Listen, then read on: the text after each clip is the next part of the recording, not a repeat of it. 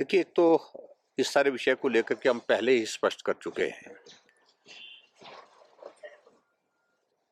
कि Hamirpur staff selection commission में जो पेपर लीक का मामला है, उसमें जो दोषी लोग हैं उनके खिलाफ कार्रवाई होनी चाहिए और सख्त कार्रवाई होनी चाहिए।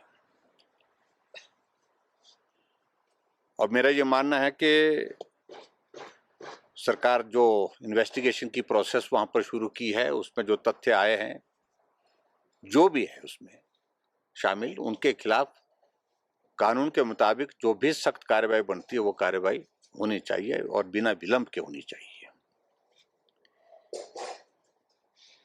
लेकिन इस बात को भी हमने बड़ा स्पष्ट कहा है पहले से कि लगभग 4000 नौजवानों की भर्ती की प्रक्रिया की प्रोसेस वहां पर जो है वो लंबित हुई पड़ी है।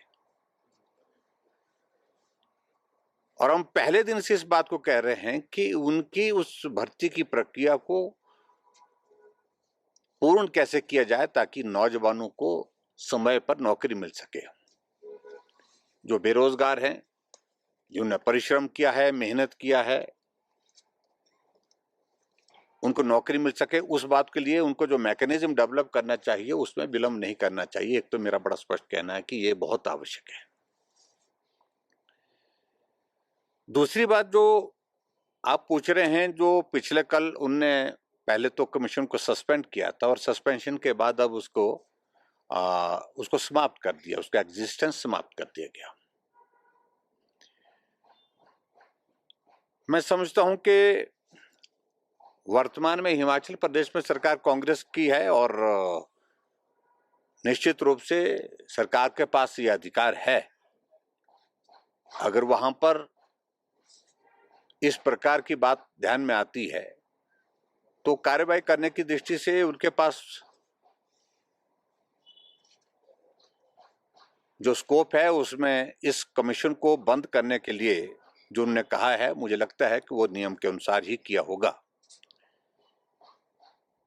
लेकिन प्रश्न ये है कि आखिरकार बंद होने से समस्या का समाधान हो रहा है क्या? तो मुझे जानकारी मिली, जो अभी तक मुझे मालूम नहीं है, कि जो प्रोसेस वहां पर जो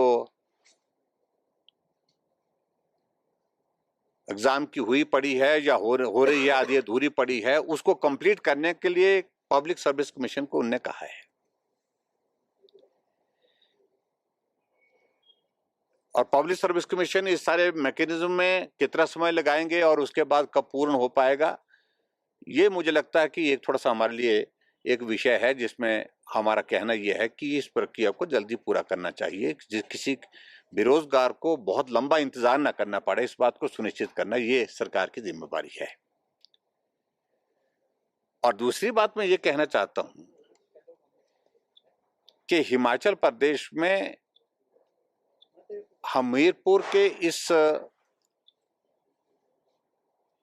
स्टाफ सिलेक्शन कमीशन के गठन की आवश्यकता पड़ी थी, उस सूरत में पड़ी थी जब अलग अलग डिपार्टमेंट के अलग अलग प्रक्रिया के माध्यम से हिमाचल प्रदेश में चयन की प्रक्रिया शुरू होती थी और उसमें बहुत जगह धांधलियां पाई गई थी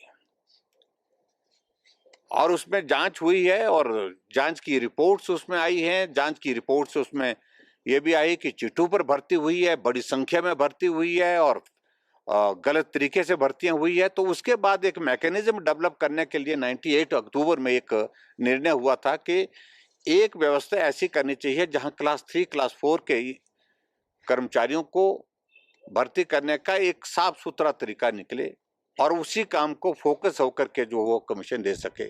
तब इस बोर्ड की, उस वक्त उसका नाम बोर्ड था, अब इसका नाम कमीशन कर दिया गया है, लेकिन मंशा उसके पीछे थी।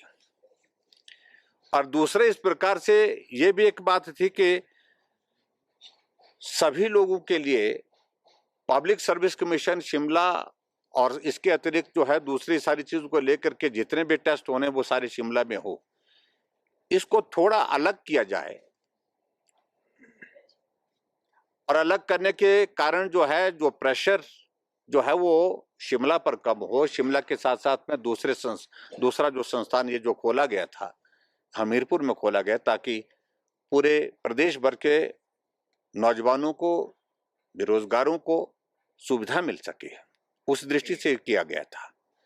और मेरा ये मानना है कि जब ये निर्णय लिया गया था इस कमीशन को, और उस वक्त बोर्ड था जैसे मैंने कहा, अब बाद में इसको कमीशन के रूप में इसको बनाया गया, स्टाफ सिलेक्शन कमीशन के रूप में बनाया गया।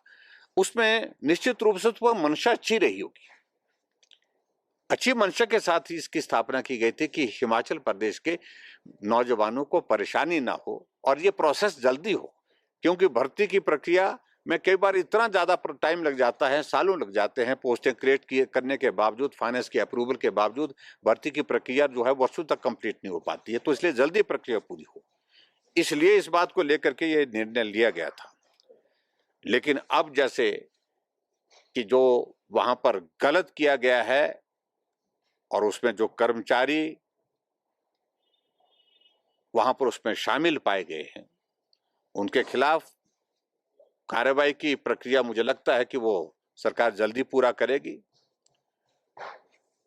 लेकिन इसके साथ साथ में जो हमारे लिए चिंता का विषय है, वो चिंता का विषय यह है कि जो 4000 से ज्यादा नौजवान जो इंतजार नौकरी का कर रहे हैं, उनकी नौकरी जल्दी लगे, इस बात को सरकार सुनिश्चित करे। सारे विषय को लेकर के, क्योंकि जांच की प्रक्रिया चली अभी तक, और जांच की रिपोर्ट जो है पूरी आएगी तभी उसके बारे में कुछ कहा जा सकता है।